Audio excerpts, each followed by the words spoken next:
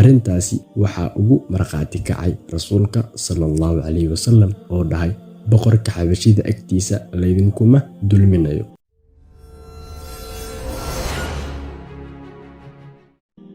Magaca Najaashi waa naanays loo bixin jiray cidii boqor ka noqota dowladda xabashida sida Fircoonba loogu yeedhi jiray cidii boqor ka noqota dalka Masar. Wuxuu boqor Najaashi noolaa xilligii Nabigeena Muxamed calayhi salaatu wasalaam, waxaana magaciisa la odhan jiray Ashama ibn al-Abjar.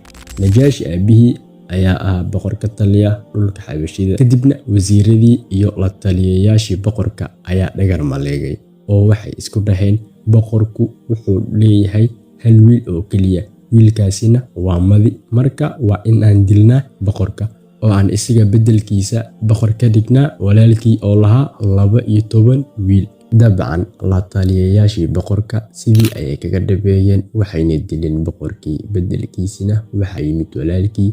Najaashi xilligaasi waxaa soo dhaweeyay adeerkii oo xukunka wax badan gacanta u geliyay.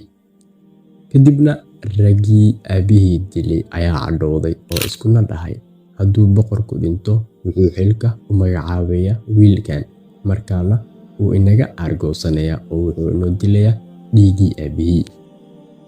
Dabadeedna la taliyayaashii ayaa u tegay boqorka kuna dhahay boqorow waa inaad dishaa wiilkan. Wuxuu yidhi ma inaad aabihii disheen shalay ayaad maantana isaga dilaysaan? Waxay dhaheen haddaad diiday in aad dishid waddanka kama saafuri. Nimankii dilay Najaashi aabihii ayaa wiilkiina qabtay oo ka iibiyey nin ganacsade ahaa, waxayna siisteen 400 oo dirham. Ninkii baana Najaashi ka haystay oo ka yeeshay addoon. Haddaba ninkii boqorka ka ahaa dhulka xabashida ayaa mar uu roob da'ayay aqalka dibadda uga baxay si uu isugu dhigo dhibcaha roobka. Kadibna danab ka yimid xagga cirka ayaa asiibay, sidaa ayuuna ku dhintay. Markuu boqorkii dhintay ayaa wasiiradii iyo la taliyayaashii boqorka dooneen in ay madax ka dhigaan mid ka mid ah 12 wiil ee uu dhalay boqorka, mise 12kuba waa doqomo aanan hanan karin xukunka dhulka xabashida.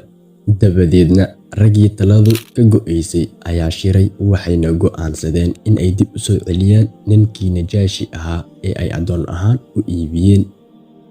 Wayna soo celiyeen oo waxay ku fadhiisiyeen kursigii boqorka ayagoo madaxana taajkii boqorka u saaray. Ninkii iibsaday Najaashi ayaa u yimid boqorkii oo ku dhahay boqorow waxaa niman wasiiradaadu iga iibiyeen wiil addoon ahaa ayagoo iga qaatay lacag, kadibna wiilkii ayay igala noqdeen ee lacagteedii ha i siiyaan ama wiilka aan iibsaday.